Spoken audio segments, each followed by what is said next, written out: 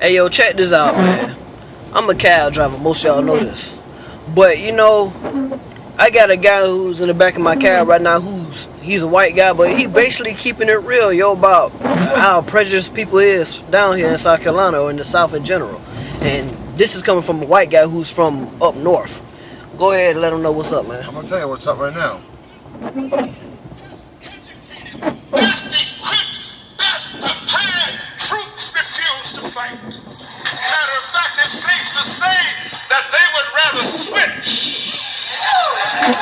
than fight.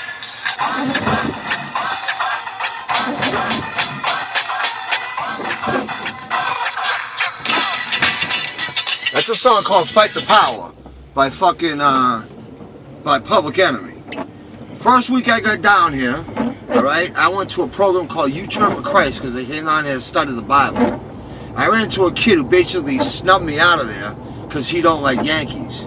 The first week I was down here, he told me a joke. He said to me, yo man, did you hear about the black guy that they found hung by a tree last week? I'm like, what are you talking to me? He goes, yeah, there's a black guy. He was stabbed 30 times and shot 15. And when the cops got there, they said it was the worst suicide they've ever seen. And I was like, fucking really? For real? Like, honestly? That's the stuff that's going on down here? Excuse my language. Since I've been down here, there's been 5 times. 5 times I can count them. I have not run from a fight since I was 12 years old. I'm not talking like a tough guy. I was always taught to stand up for myself. There's been 5 times on here where I've had people in my face starting physical confrontation with me, starting to fight with me. Like 3 weeks ago, a guy who I thought was my friend who says he's a Christian, yet he don't read the Bible at all. He can't even tell you what Leviticus is in the Bible. And we got in an argument. I said to him, yo man, can I play in this game? He's like, can you just wait? I'm like, whatever bro, if you got nothing good to say, I don't want to argue with you. He kept running his mouth. I'm like, yo, end it. He walked up to me, he says, I'll whip your ass if you don't shut up, you Yankee nigga. I'm like, what did you call me? Now at that point, I wanted to grab him and drill him in the face. Because that's what I've always done my whole life. But I did the right thing. I did what the Bible says. I turned around and walked away. But I've seen different YouTube videos, like one from last year, where they had this dude in custody, you know, or they had this dude that they pulled over on the side of the road. He was a black kid. Doesn't matter whether he's black or white. He did the wrong thing. He ran from the cops. And this was in 2013, and it's on YouTube. And the cops said, get over here, I'll shoot you, you nigger. Now, up north, if you ever hear a cop call a black person nigger, let me tell you something, bro. That cop's losing his job. Okay? That will be like forget about it. We don't say that shit up there. You might hear a white person say, oh, the fucking niggers, or black people like, oh, you know, the crackers, but we don't mean it like it's hate. It's the same thing as me saying I don't like my boy who's a white boy. You know what I'm saying? But since I get down here, people call me Yankee. They say the Civil War's still going on, that they should have never ended slavery. And man, let me tell you something that's bullshit. You know, let me tell you something I think very, very often, okay, before I leave South Carolina. I want to make like thousands of t-shirts that say 407 years ago, which is a Gettysburg Address which Lincoln gave in 1860, whatever it was, in the Civil War. And the Civil War was about ending slavery. And in that Gettysburg Address it says, by the people, for the people, we are all created equal. We're all created equal. Okay? There's no black, white, nothing. Where I'm from, black, white, Indian, Dominican, Puerto Rican, we live together, diversity. And that's the way that it should be. And since I've been down here, man, it's ridiculous. I hate to say it. You know, I was joking with a friend of mine the other day. I said, I've never been prejudiced my whole life, but down here in the South, I hate white people. And I'm white. You know what I mean, man? I tell you, I'll be honest. It puts me in tears often. You know what I'm saying? I hear it, and I go sit in a corner, and I cry my eyes all over it because, you know, it's like I'm ready to throw a punch over this shit. This shit should not happen. It shouldn't happen. It shouldn't be existing. You know something? It's being allowed. That's it. The government's allowing it. I know that for a fact. If you took half of the cops in all South Carolina, you fired them, okay? And you took and replaced them with cops from New York and Boston, that would end because it wouldn't be allowed. And that's it. That's the truth. Whatever you're recording, but it comes out of my mouth the truth, man. It's a wrong thing. It's a bad thing that people have to live like that.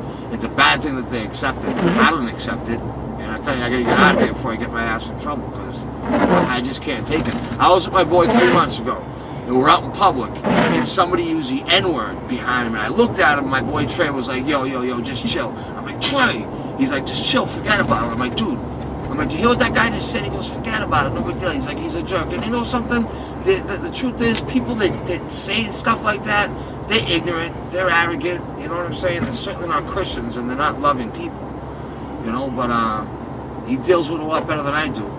I don't deal with it well down here, man. I just don't. That's all I got to say. So really, like, you know what I mean, you're a white person from up north, and you basically could call out the differences from whites from up north and whites down south. Yeah, but absolutely. But a lot of people kind of say that, you know what I'm saying, it's no difference because you have a lot of prejudice that go on up north. And now I'm not so sure about that because, you know, despite whatever you might see on the news about the NYPD always, you know, basically bagging up black guys because of crimes and drugs and things of that caliber. And we all know that, you know, a lot of these police officers target black people because of some of the things that go on in our community, such as drugs, the gang violence, the fighting, the carrying on, all types of nonsense. But, like, just... But it ain't hate up north like it's hate down here. It ain't hate, brother.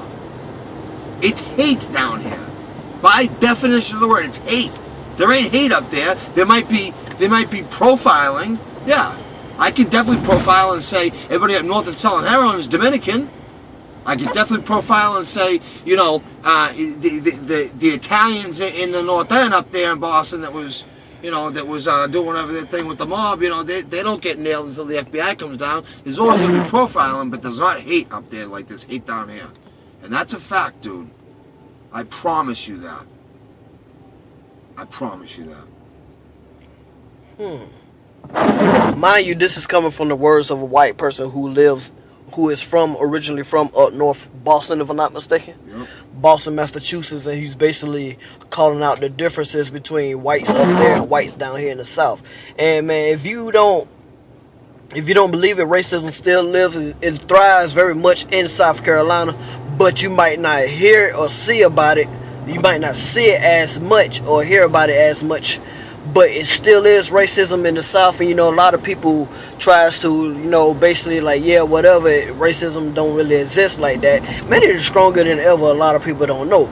Just because you don't have the KKK riding around on horses with damn white hoods over their head don't mean the good old boy system don't still exist. Hell, you still got Jim Crow laws down here that a lot of people don't pay no attention to. You know, it's funny. I'm the only white boy in my neighborhood up here in North Maine. There's no other white boy. I'm the only one, okay? Everybody up here has gotten to know me. And most everybody likes me.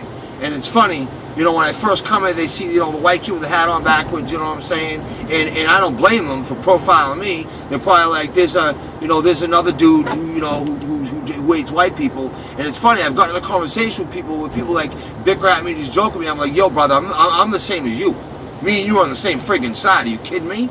We're on the same side. Like I said, brother, you know, if I had my druthers right before I leave South Carolina, I would go make thousands of shirts with the Gettysburg Address on it, and that would end up on the news, okay? And I'd put boom boxes everywhere with the song Fight the Power, because it's the truth.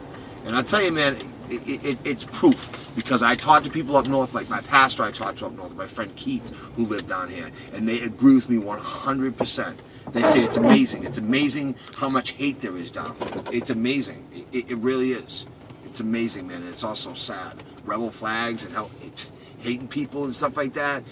Oh, it's disturbing, man, because I'm a Christian and I'm trying to be humble and do the right thing. But when I see that kind of stuff, it makes me so angry. It's like I almost can't control myself. I can't control myself. That dude last week, 3 weeks ago, that, you know, said he was gonna whip my ass. I didn't care about that. None of that bothered me. It's when he called me a Yankee nigger. When he said that to me, that's what fumed me so bad that I had to leave there, and I sat in a chair at Wet Willie's for 2 hours, crying my eyes out for 2 reasons: A, because of what he said, and B, because I couldn't do anything about it. Like, you know, the wrong thing to do would be to drill him in the teeth.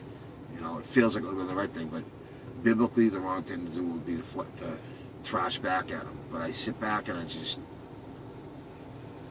it's painful every single day to me. I swear to you, I promise you in the Bible, every day I cry over this issue. Every single day. Every single day of my life I get up and I'm sad over that. Jesus Christ ain't like that. Jesus Christ came for all of us.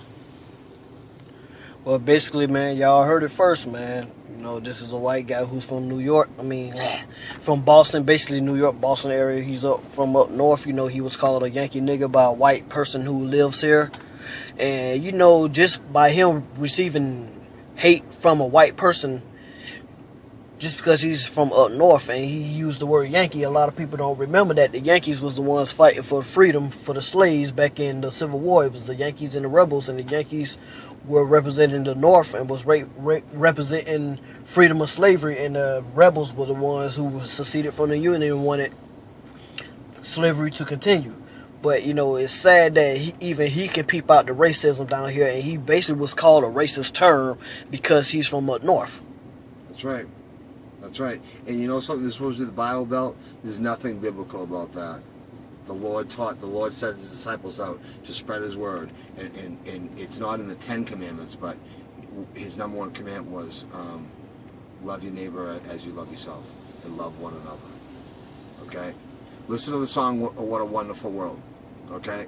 Listen to the song, What a Wonderful World. I got this on my my phone, and in the beginning of it, he says it. What's his name? Louis Armstrong. He says it in the beginning. Some of you young folks been saying to me, "Hey, Pops, what you mean? What a wonderful world. How about all them wars all over the place? You call them wonderful? And how about hunger and pollution? They ain't so wonderful either. But how about listening to old Pops for a minute? Seems to me it ain't the world that's so bad, but what we are doing to it. And all I'm saying is, see what a wonderful world it would be if only we'd give it a chance. Love, baby, love. That's the secret. Yeah. That's one of the most beautiful men that ever lived. That guy right there, Louis Armstrong. I got a bounce, brother. Alright, man, it's good to meet you, yo, you know what I mean? I'd kill that. Tell me when you're gonna kill that. You gonna kill it? Yeah, Kill it. kill it.